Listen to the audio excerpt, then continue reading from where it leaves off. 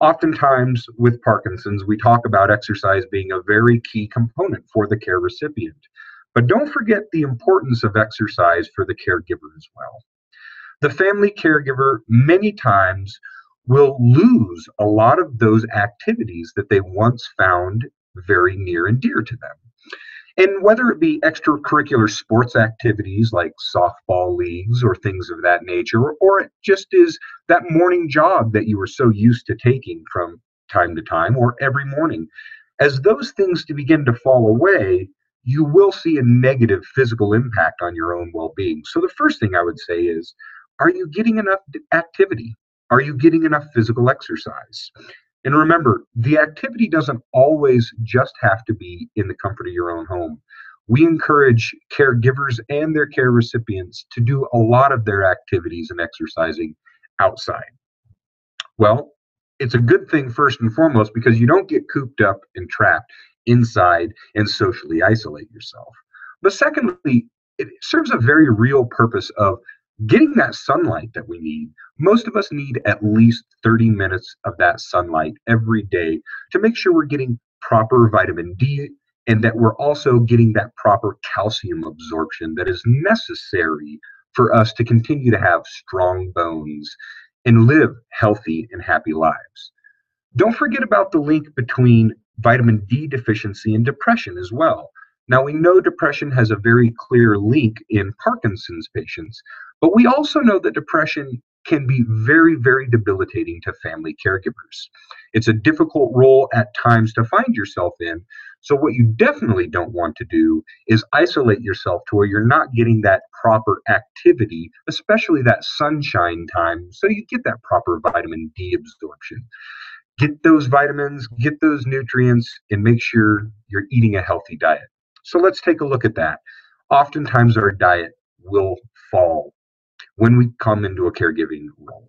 And that's oftentimes just because we're running out of time. So the fast food drive-through window becomes a very, very easy thing for us. Or that quick TV dinner becomes an option, whereas maybe in the past, we were doing more whole foods cooking, really maybe planning what went into our bodies a little bit more meticulously than we have the time to do now. So I would say maybe reevaluate as a caregiver, what does your diet look like recently? And are there some simple things that you can do to help adjust for the limitations of time that we find ourselves in? Are there healthier choices we could be making to help put proper fuel into our body so we can actually feel happy, healthy, and keep being the best caregiver we can be for our loved ones? How about your emotional needs? We have physical needs, but we're not just a physical needs checklist. Do you have hobbies? Or did you have hobbies, I should say, before you found yourself in this caregiving role? Oftentimes, caregivers will express their dismay that they don't have any time for them. For me, I don't have time for me, whether it be the bowling league that I used to belong to, whether it be the knitting club that I used to partake in, or whatever your activities and or hobbies were. Oftentimes family caregivers will allow those activities and hobbies to fall away because it's easier to spend that time caring for the loved one than it is to try to get someone to cover for us so we can continue having those extracurricular activities. But I would caution you against doing that because those extracurricular activities, in fact, give you a chance to step away from that caregiving role. And that is very, very valuable. To be able to separate yourself from that role as a caregiver and then put on that hat as an individual being, somebody who has an individual perspective, who has likes, wants, and needs outside of the caregiving environment. That's who you are as well. And we can't forget that. We definitely need to make sure that you are meeting your own personal fulfillment goals and needs. And letting all of your extracurricular activities and hobbies fall away, certainly not the best way to go about accomplishing that. So try to find some time to keep up with those activities and hobbies. I would also say, are you being spiritually nourished? And that can look different for each individual. But let's say that you did attend church on a regular basis before you found yourself in a caregiving environment. I would ask you, are you attending church now as well? Or has that activity fallen to the wayside? Find a way to spiritually nourish yourself in whatever form that looks like to you, whether it be a walk in the woods, whether it be a weekend fishing, whether it be church service, Bible study, however your spiritual nourishment comes to you. I would encourage you to keep that up because emotionally, we still have those emotional needs that need to be met, that need to be fulfilled. We need to be lifted up too. Because oftentimes in this caregiving role, we can really, really get down. We can internalize a lot of our stresses, our anxieties, our frustrations, and then they begin to weigh on us very heavily. So I would encourage you that if you were a spiritual person before, or you found a way to bring your stress levels down through meditation or through some other activity, please keep those activities up because your emotional well-being needs are very valuable and very valid as a caregiver and as a human being. Well, what happens when you don't take enough time to care for yourself? Physical well-beings decrease. Studies after studies have shown that if you fail to take care of your own physical needs, you're going to have longer durations of illnesses, and your recoveries are going to be more drawn out, and your illnesses are going to be more severe. So, very straightforward. If you're not taking care of yourself, it's a slippery slope into infinite regression. Those little illnesses will become moderate illnesses, which will become larger illnesses. Your recovery time, which may have only taken a few days before, you'll find that it's lingering for a week, 2 weeks, a month. Maybe that cough just isn't going away, whereas before you were pretty happy and healthy right after the medication round was done. If you're finding that all of these things are coming true in your life, it's definitely a warning sign that maybe some of your own physical and emotional needs aren't being met. And it's time maybe to take a step back and see, how can I care for me? Because if I'm not around, who's going to care for my loved one? And that's a very real concern that all of us should be thinking about. Also, we need to take a look at this scary statistic. 4 out of 10 family caregivers will, on average, predecease the loved one they care for.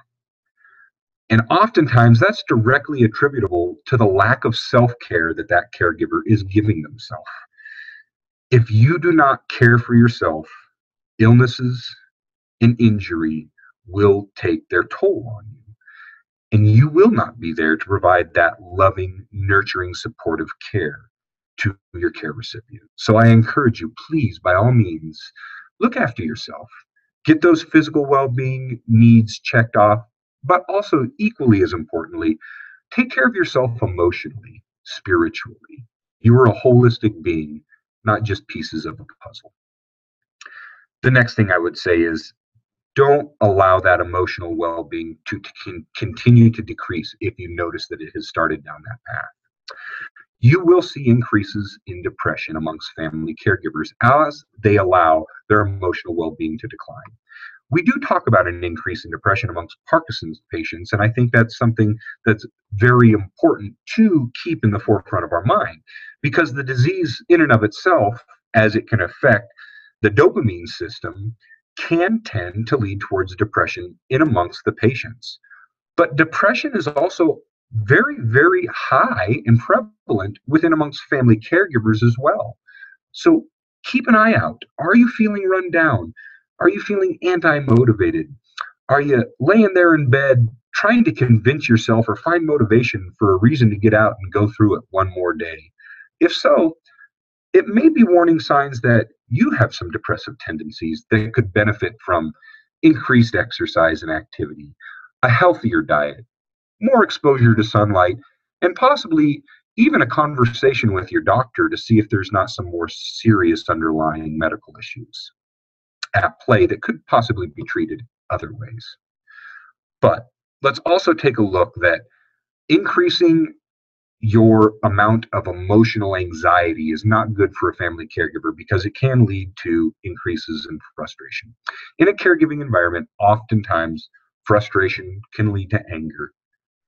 And anger is one of those things that very rarely does us as the caregiver well, and it certainly doesn't do our care recipient any well.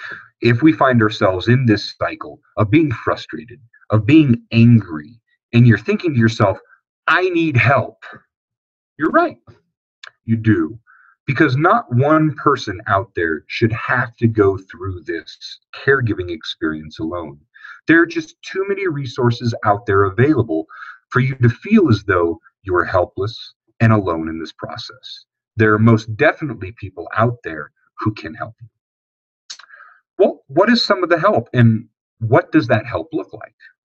There are lots of forms of help. And the first thing I would say is that maybe take a look at support groups. See if there are any support groups that are available within your area, within your region. Oftentimes, we will call support groups peer counseling as well, because that's what it comes down to.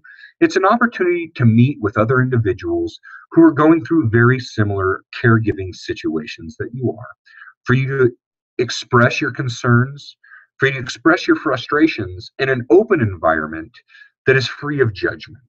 So you can then hear from other people how they've had to deal with these same frustrations, with these same care issues that you have. Oftentimes, just being able to talk to another person who has gone through what you are going through or is actively going through what you're going through can make all the difference in the world.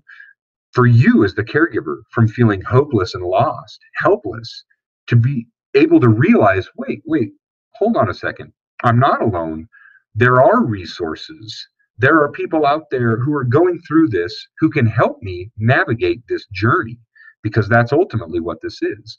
It's a journey that we all have to navigate together. That can be very encouraging to find a local support group. And I would encourage people out there, if you have questions about whether or not there's a support group in your area, there are a lot of resources available. You have resources available on the Parkinson's website. Obviously, we can take a look. They have a link there for the American Parkinson's Disease Association. They do have a link right there for their support groups.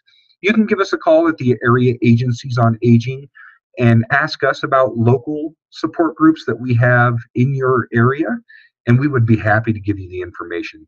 These support groups are very, very valuable as far as putting people in contact with localized resources, maybe some resources that aren't readily available nationally or even on a state level, but may be available from city to city or county to county. This is a great way to find out what is germane and relevant in your area. There are also workshops. Now, the workshops are a little more hands-on intensive. They tend to teach you more of the day-to-day skills that you may need because, let's be honest, very few of us came into this role as a caregiver ready-made to go with all the personal care skills that we may need to have at some point in time. Oftentimes, we have a lot of fears about these personal care tasks and responsibilities that we're going to be responsible for. And just having a workshop to where somebody can walk us through step by step to get through these different things, like, for instance, possibly changing a bed with somebody lying in that bed. Sounds very difficult, but once somebody shows you how to do it a couple of times, it's not that overwhelming. It's not going to cause you that much anxiety. So these hands-on workshops are also readily available and can be accessed through your local area agencies on aging. So give us a call or look on the website if you have any questions, and we'd be happy to put you in touch with those workshops in your area so you can get the confidence that you need to be a more effective caregiver. Some of the other things we take a look at too is that these workshops also give you access to other people. Social isolation can be a major issue for those dealing with chronic and debilitating physical conditions, but they can also be a significant problem for their caregivers because the caregiver themselves becomes socially isolated as their day-to-day tasks focus more and more on the care for their loved ones. The great thing about this is getting out of the social isolationism that can result of being stuck in your home day after day after day, getting out for an hour or two in a workshop or support group setting and meeting other people. Oftentimes, it's just the act of having that individual to talk to commiserate with, to cry with, many cases, or to laugh with, because we need that laughter. It is a wonderful, wonderful coping tool, and we can't laugh if we don't have other people around us to help bring joy into our lives. These support groups and workshops really do help serve that dual purpose. Now, what are the other things? Well, we talk about taking a break, and I can hear the laughter already in the background because as a family caregiver, taking a break is a wonderful thing to say out loud.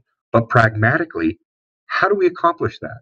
When our loved ones' needs really do dictate that we spend so much time with them, how am I supposed to take a break and care for me? Well, there are a few ways that we would encourage you to go about taking that break. The first is respite care. There are organizations available that provide respite care. Now, what respite care is where an individual can come into a setting, either your home or if you're in a care setting, a care facility, that individual will come in and relieve you of your caregiving duties for a designated period of time. It can be an hour, can be a few hours, can be a few days, and it really is dependent upon the situation. Now, that respite care provider is then going to take over your duties and responsibilities. It is now your duty and responsibility as a caregiver to focus on you. Now is the self care time. Now is that chance to go out and do some of those activities and hobbies that you've been putting off. Now is a chance to go out and see that doctor and have that physical that you've been putting off. Maybe address those lingering health issues that you haven't been addressing for a while. And time to start getting you back to a healthy state of being. It's very, very valuable to get this respite care whenever possible so you can continue to be the best caregiver you possibly can be. Now, respite care can come from many different organizations. Your local area agency on aging does provide respite care to family caregivers out of their home and community based services programs.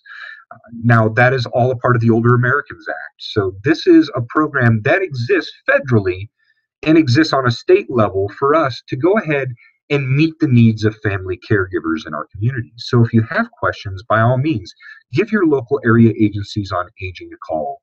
Up here in Northern Arizona, that toll-free number is 877-521-3500. But you also can log on to the website and see where your local area agency on aging office is and how to contact them in your region.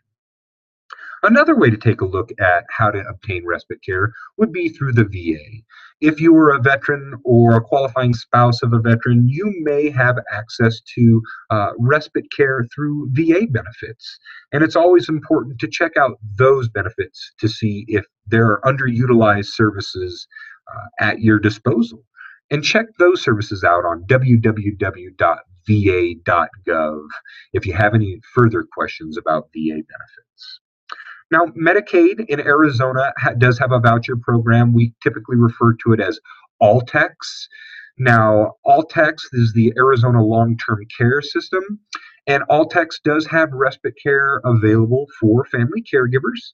So if you are an Altex qualified individual, you may want to check with your case manager to see if you can get some respite care into the home to get that much needed break for you so you don't break down and become somebody else's patient or client. We also have private pay options that are available. Sometimes there just may not be a program that fits your needs or may not be available in your area. If that's the case, I would encourage you to take a look at the various private pay respite care options that do exist. Please make sure that you check to verify that this individual is licensed, bonded, and insured to make sure that you are protecting yourself and your loved ones if you're bringing them into your home setting. But like I said, it could just be not even a private pay. It could be a friend or a neighbor or a trusted loved one. We also have adult daycare as an option. Now, adult daycare is a form of respite care, but it's in a facility, a setting that watches individuals for a predetermined period of time to provide respite for the family members to go out and do those other things. The great thing about adult daycare is it provides socialization in a setting with other individuals. It gives us that chance to beat back that social isolationism, to develop that emotional well being, and to keep our loved ones mentally stimulated with group activities and sessions. We like adult daycares because they really do help you eliminate some of that social isolationism for both the care recipient and for you as the caregiver. It gets you more in the mindset of focusing on getting activities, getting involvement into the life of your loved one that will keep them mentally stimulated, that will keep them emotionally refreshed. Those are very important things. So if you have questions about adult daycares in your area, by all means, give us a call at the Area Agency on Aging. We can give you a list of the facilities in your area that do provide those services. I would say also, we talked briefly about this, about family and friends, but family and friends are a very valuable asset that I think do go underutilized from time to time from family caregivers. And whether that be because we don't want to be a burden to our other family members, or whether it be just because there is maybe not the same kind of buy in from other family members into caregiving or into providing that care for your loved one, that maybe it's time to encourage more buy-in from your family members. And maybe your chance to get this respite break is an opportunity to have a conversation with your family about taking a more active caregiving role in this environment. Often it helps loved ones get perspective on what you are coping with day in and day out as a caregiver. Have you heard from your family members before of, well, you just need to go out and do A, B, and C, and I don't know why you're stressing out so much over this. It's you're just cooking them food, or you're just taking them to the doctors. Well, family members really don't have a clue what being a family caregiver is until they find themselves in that role. And even if that role is just for a few hours on one day during a weekend so you can get a break, it's beginning to give those family members perspective as to what it's really like to have to provide day in and day out care to your loved one.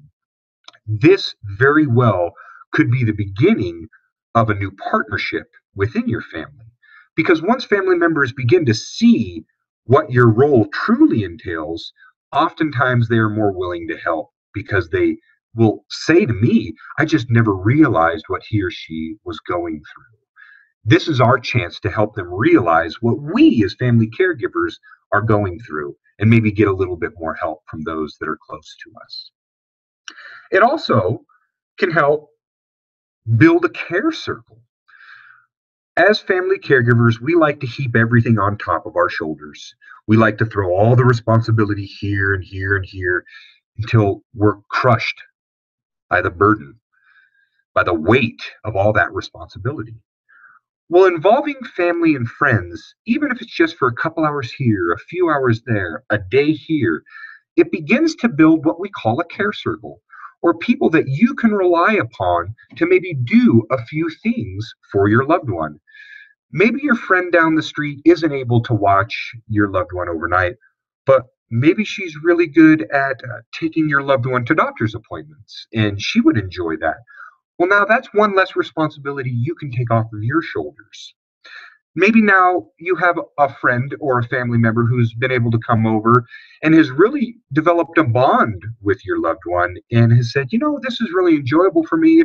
If you ever want a break for a couple hours here or there, you need to go do some errands, let me know. Great. The next time you have that doctor's appointment that you've been putting off for the last few years, now this is the person you can call in your care circle to watch mom or dad or to watch your loved one while you go and take care of your own needs. So what we do by this activity of involving other people into our care circle is we are now developing lifelines for us. We're developing backups in case we find ourselves in a position to where we no longer are able to do absolutely everything for our loved one. And the development of this care circle is very, very valuable for not only your loved one, because they have more involvement from more people within their inner circles, but it's also very beneficial for you because it's going to bring down your stress level knowing that you are not the only person out there that can help, that can provide any sort of assistance. Once you start getting these pieces of the puzzle in place, these little pieces of the care circle in place, you will then be able to recapture and find some new owner of your life that maybe you've been laying down on the side for the last few months, few weeks, few years. This is a very valuable thing to do.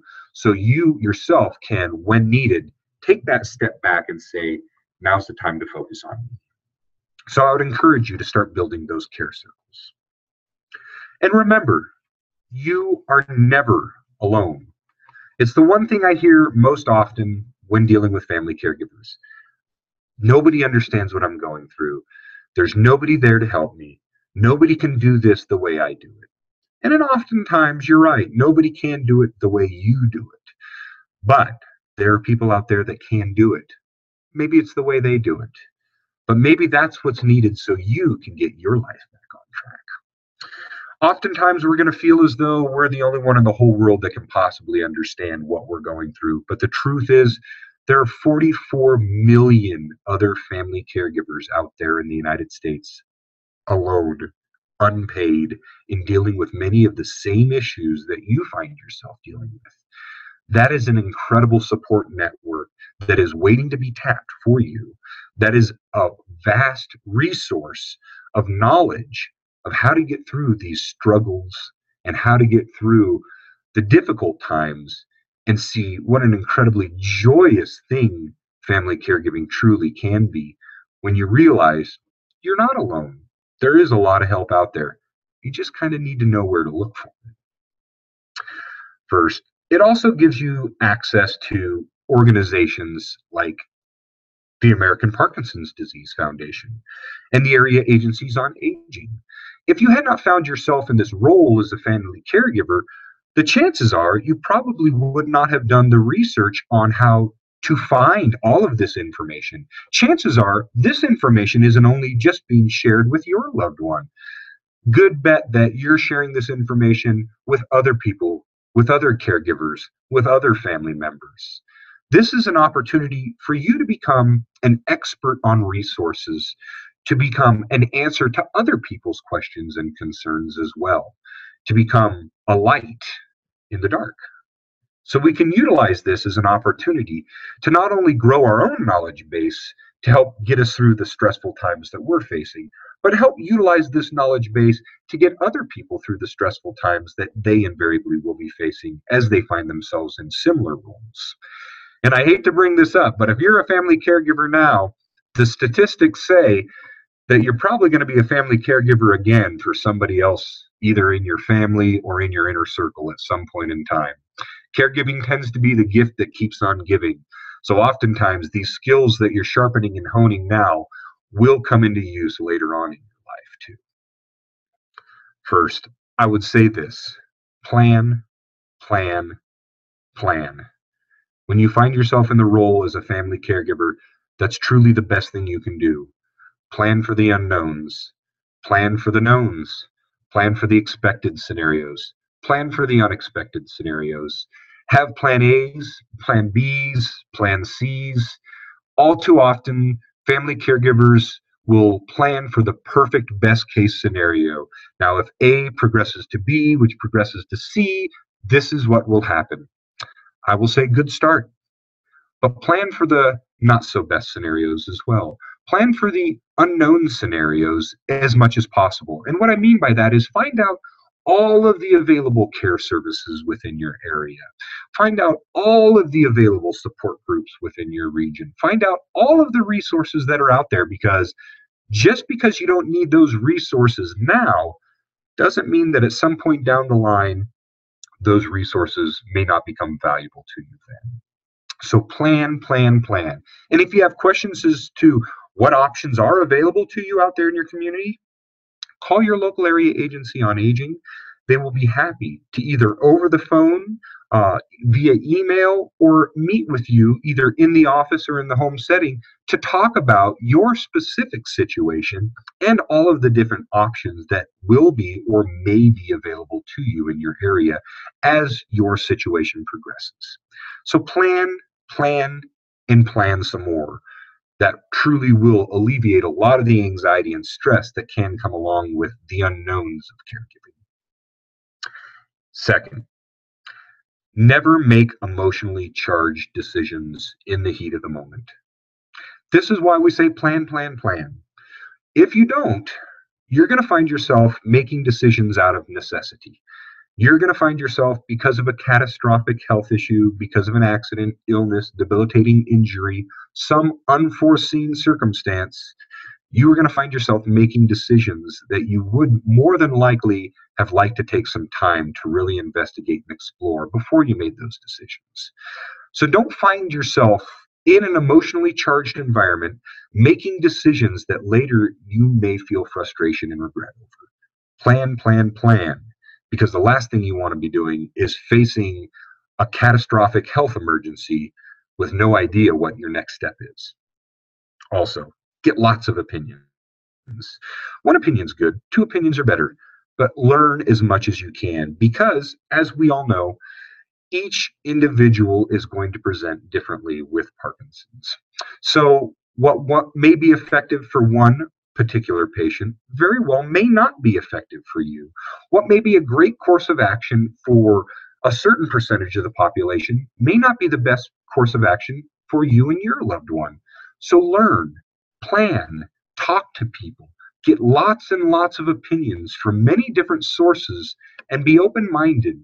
Don't be too quick to shut down a treatment action just because it's not one you've heard a lot about of. Maybe now's the time to learn about it. Remember, there are a lot of different ways that we can stay happy and healthy, and not one of them is going to be the perfect in each and every scenario. We can always say that exercise is incredibly important. We can always say that eating a good diet is very valuable. And we can always say that taking care of your medical needs, whether it be medication management or whether it be making sure you're getting the help you need from the healthcare professionals, it's always very, very valuable to be focused on what do I need to do to be better today, tomorrow, and in the future. Not only for my loved one, but for myself as well. Do you have any more questions for me? Any more questions coming in at the moment? Okay, so I am, I'm back. And I am going to ask a couple of questions that have come in, and feel free to send in more questions. So I'm pulling them up right now. So one of the questions is actually related to something you just said, which was when you were talking about planning. And it is, can you talk a little bit more about keeping treatment options open? We've thought about DBS, but it scares me, so we put that off the table. Sure. And like I had touched on earlier, I would say educate yourself on all the available treatment options, even if it's one that you find maybe is not going to be one you are actively pursuing right now at the moment. I would still encourage you to, just like all the other treatment options, become an expert in it as much as you possibly can, so that if or when other treatment modalities maybe don't give you the results that you were expecting or hoping for, now you're not starting back at square one on the learning process.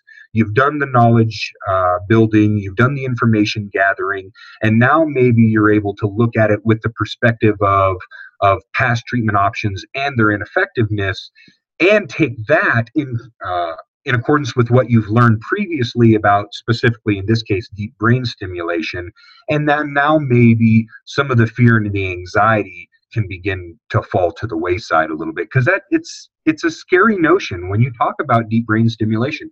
Many of us have seen the overwhelming success stories that have resulted from successful application of deep brain stimulation, but it's not something to be entered into lightly. And even the professionals that do it for a living would tell you that it's brain surgery. There should be a certain level of fear there involved, even talking about it. So I think it's normal to have that anxiety, especially associated with that specific treatment option. But I would encourage you to learn as much about it as you possibly can, just as though that were the next possible treatment option instead of maybe one of the last ones on the list, because it will bring down a lot of the anxiety that you feel towards it. Just having that knowledge, I find oftentimes the fear associated with those treatment options are a result of not knowing what really is taking place. And then you hear a lot of misinformation that can be shared by other people who also don't truly know how those treatment methods work. So I would encourage you, learn about it and don't be worried about that fear. That's pretty normal. I'd be a little concerned if you weren't a little scared about the notion of brain surgery. I think that's really wise advice. The piece of learn about it as if it's going to be your next treatment option.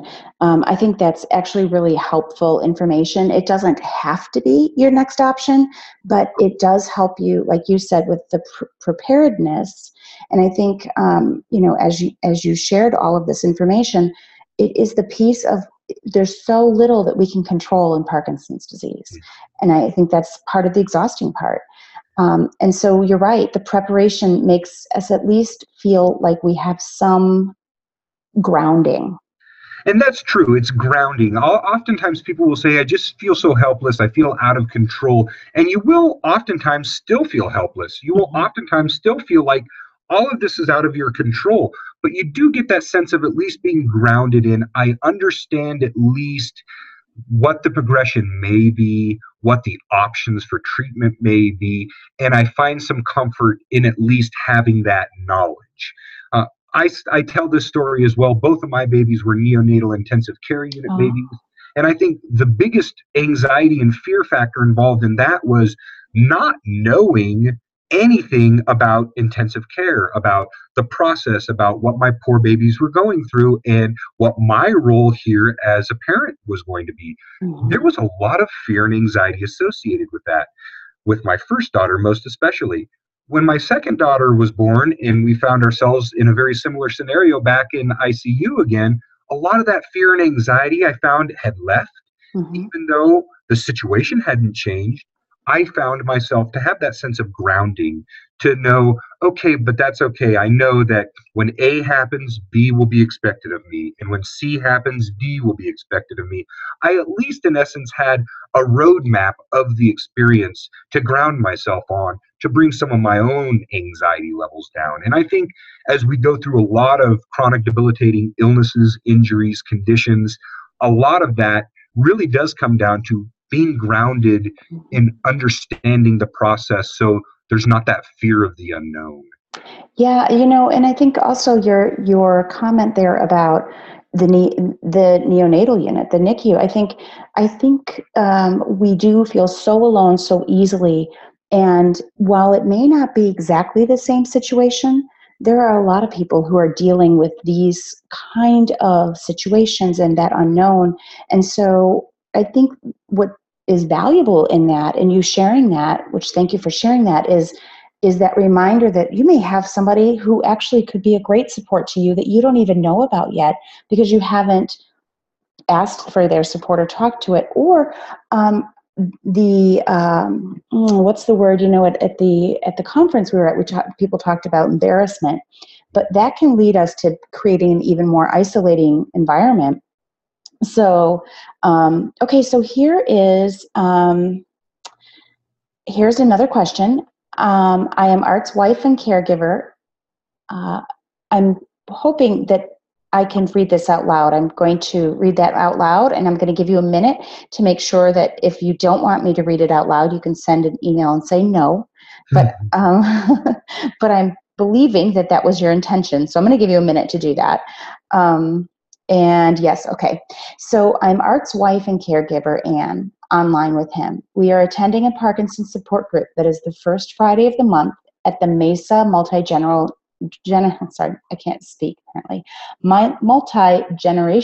Center near Power and Adobe. We split in two groups, one for patients and one for caregivers. At this point, we're exploring creating a Facebook group for the caregivers, most of whom are winter visitors. Are you aware of any other online support groups we can access? And I don't know if you know of any, but I can definitely answer from our chapter perspective too. I would love to hear your chapter perspective. I know that is something up here in northern Arizona that we have been making more of a push toward because we tend to be a little more rural. Yep. So it's more difficult to reach a lot of the rural communities that way. So we haven't started yet, but I love the idea. Yes. So, okay, well, great. I'm actually glad that you asked that, and maybe we can help out both of you with this. So we have started a pilot support group for online support group for caregivers, and I would invite you to join the group if you'd like. We started it with a pilot because we wanted to understand what worked and what didn't work, and so we didn't want to just do a big one and then have it not work. So there's 4 to 5 people who regularly attend. So if you're interested, I'd be happy to get that information to you. And we have about 3 or 4 weeks of it. And we've learned a lot. We've learned about the values of it, and we've also learned about some of the little nuances that can be tricky for people. But it's an online group. It's on Monday afternoons, but our hope is that we will spread it because it's really something that could be available at any time. And it's using this exact platform, so that it's a Zoom platform, so we can see each other too. And we have a person who is in it. She's from Washington. And then we have a few people from Tucson, and we have one other person from Southern Arizona in a rural area. But I agree with you, the ability to access support groups, and particularly online, because then you're not trying to navigate who's going to stay with this, with my person with Parkinson's, and how am I going to get out, or something unplanned happens, and you probably could benefit from a support group every day. So we are in the process of doing that. I believe that after and we started it too because 3 of the people are winter visitors. So one of them will go back to, I know, Minnesota in the middle of May, and that way they can stay connected with the group. And so we are hoping to have that up and going then formally by the middle of May when the pilot is done. But both Anne and anybody else who's on this, as well as you, Brandon, if you know of anybody that would be beneficial, I think it's good for us, even in the pilot, to add some new people, because that's what's going to happen in a support group. It's not going to be just exactly the same people. No. Right. And so, would love to do that. And very encouraged. I would love to give that information out to our Parkinson's support groups up here in northern Arizona. I know that would definitely eliminate some of the concerns as far as arranging for respite care and things of that nature as well. Right. And I know that it would really eliminate a lot of the concerns of the long distance caregivers as well, family caregivers who maybe are in a different state or a different city or county than their loved one, and they're trying to still remain an active part of the care team.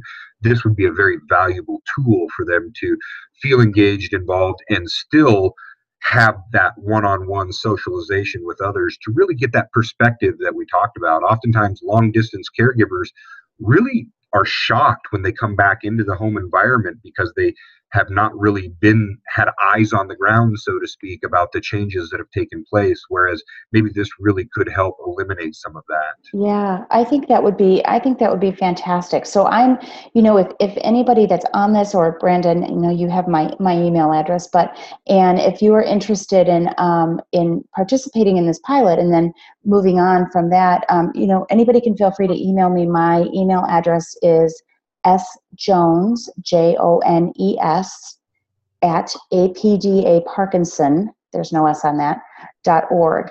And we'd be happy to help link you up with that. And then, Brandon, maybe we can talk about how we can share that information in a wider capacity.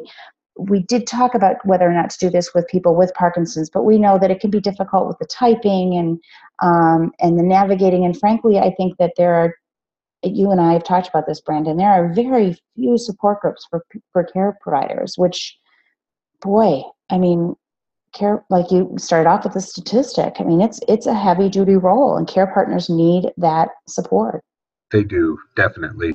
And so it's encouraging to use different formats to get that information out there. Maybe not everybody can meet in a support group setting. Maybe they're in a more rural environment, or they just don't have the support infrastructure available to free them up to come to a support group. Maybe Right. we can utilize these technology pieces of the puzzle to keep helping more and more members of the population. Right. And I think the Facebook is a really interesting idea. We haven't talked about that, but I think that's a really interesting idea that certainly would be worth a conversation, and we'd be happy to look at it, because I think you're right. Using some of these tools, I mean, they're free and they are available to us 24/7. So when we can't sleep in the middle of the night, we can also use something like that. So we'd love to visit with you about that. Anne and Art. Let's see. Any other questions? Okay, a question. How do you advocate with a provider? I had a doctor who wouldn't prescribe therapies for my spouse, and I need to figure out how to advocate and not make the doctor mad. Well, that's really good. I would say, if at all possible, if I don't know if you utilize the Area Agency on Aging services that you have in your area right now, but if you have a care coordinator or case manager who is assigned to your case, they do this for a living. They will advocate on behalf of their clients and their patients to the medical professionals, and then it's not seen as something that's outside of their typical role by the healthcare providers.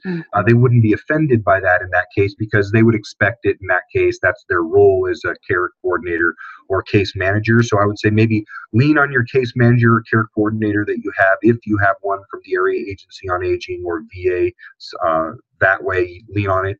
If not, maybe now's the time to contact your local Area Agency on Aging and talk to them about the situation, because oftentimes, you're right, healthcare providers have been known to be a little persnickety about personal individuals, whether they have the best interest of the care recipient at heart or not, making medical recommendations to them, because the hubris of the medical community can get in the way sometimes.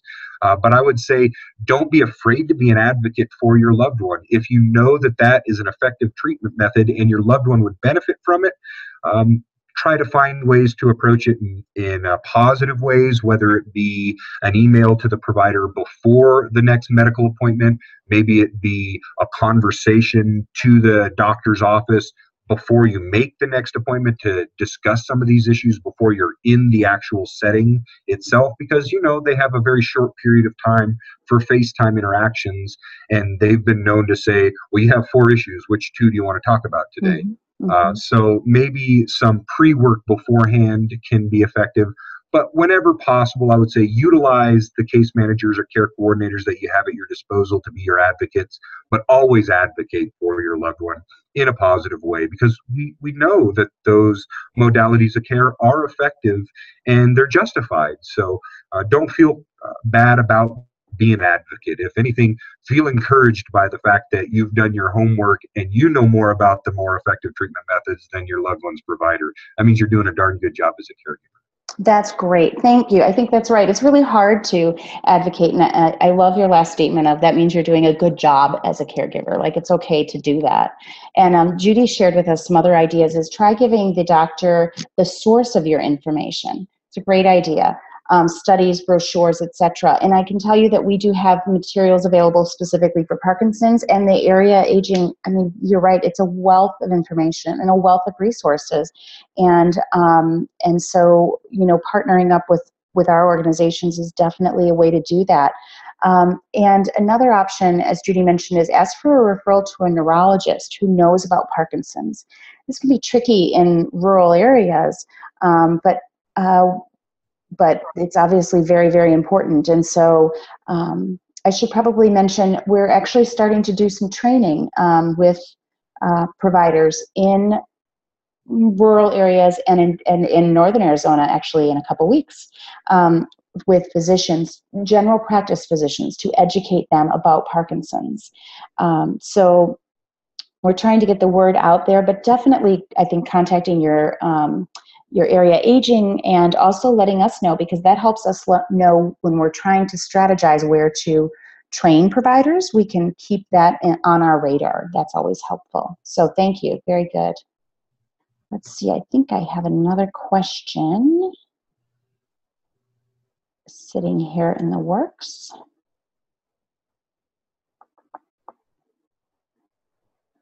Do you know of any really good books on caregiving?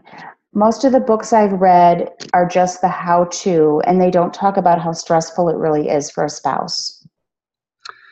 There are a large variety of really, really good caregiving books. If you excuse me for a moment, I'll step away from my little computer here real quick and see if I can grab one that may be good for you. Give me one moment. Okay, that sounds great. These are really great questions. Feel free to ask any more questions that you have, and feel free to contact us as we move forward with other ideas that you have, and other services that you are in need of, specifically for your area. We've got the entire state, so making sure that we are looking at developing services that take into account the various needs and nuances across the state. That can be challenging to do, so we rely on you to help us know that information and help us know what areas and what sources you need. And he's back. So I have one here. This is a good one. This is compassionate. This is The Caregiver's Path to Compassionate Decision Making, which I found to be a good one. And there's another one that I don't have in front of me, but I believe it's called,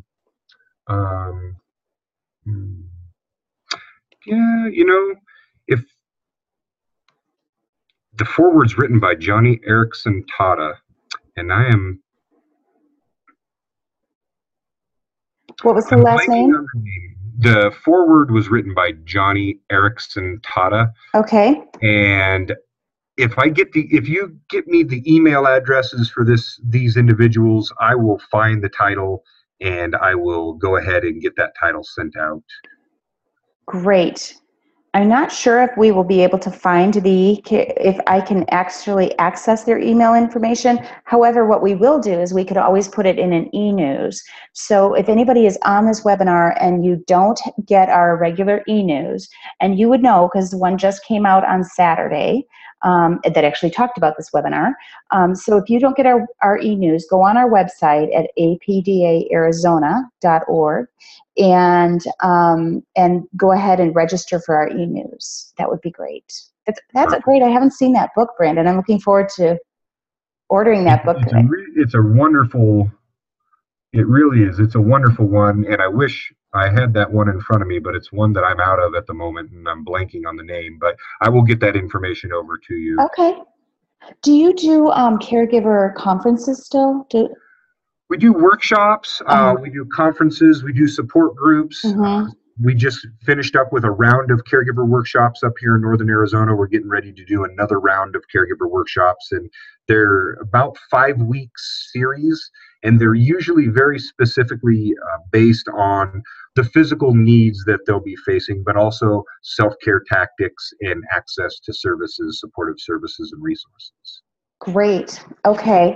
Now we have another question. Would you recommend recruiting younger family members like adult grandchildren to help with web research medical care? So, the younger grandchildren, maybe the people who have Parkinson's don't use the web. So how about recommending and recruiting the younger family members to help with that? Hey, I'm a big fan of intergenerational activities, so anytime you can utilize other generations within your family, by all means do it. And we know that the millennial generations out there tend to be really, really tech savvy. So if they can find that information effectively for you very quickly, I encourage you to take advantage of any of the help you can get. I utilize similar resources whenever possible, because you know what they say, if somebody else already is an expert on it, there's no reason why I need to teach myself to become an expert on it. Absolutely. That actually is that's a great question, and I think that's a really great tool to share with people. I had not thought about that, but that's a great tool. If you don't feel comfortable with it, that's okay. You've got grandchildren, or maybe there's a neighbor kid, that could help out if you don't have somebody else that lives around that can actually help out. It's a great idea. I had the neighbor set up my computer the last time I set it up. It Oh, took that's him about perfect. 35 seconds. It took me 35 minutes just to get it out of the box. So. I understand. That's perfect. Oh, do we have any more questions? Give a few minutes here and see if we have any. These were some really great questions. This was a great seminar. I think we could certainly do more of these. We don't have enough conversation about the caregivers, and it is I think it can be a daunting task for people. It can be, but it can also be one of the most joyous Yes. experiences of your life, because the ability to provide care and help to another individual truly recharges and refreshes our soul on a level that you can't talk about it. There is a lot of science behind the ideology of giving back to others, and the fact is it's solid. You really do feel better as an individual, as a human being, if you're able to give something back. And this is the greatest way you can ever give back. Oftentimes we're giving back to the people who have done nothing but given us love and support our whole lives. Yeah, well said. Very well said. I think that's great. Well, on that note, I'm going to just give one more minute and make sure there's no other questions. This, I think, is a lot of information and a lot of food for thought. And we will definitely get information and send it out to our group on the e-news as well. But you've brought up so many good points, and I think one that's sticking in my head is that just it's okay to get help from other people, and they may not do it quite as well as you, and they won't, because you know it better. But it will be okay, and it's okay to get help. I think that's really important information, and it's not a weakness to ask for help from people. It's not. It's not. If anything, it'll make you a better caregiver over the long run. Yes. Well, I can't wait to hear you again next Thank time. you. Yeah, thank you so much for doing this. And if anybody has any other questions that you want to ask, and you've forgotten to ask, feel free to send an email to us at the chapter. You can write on an email to us, and we'll get information back to you. We are all in this together, and it's great seeing you in Flagstaff today.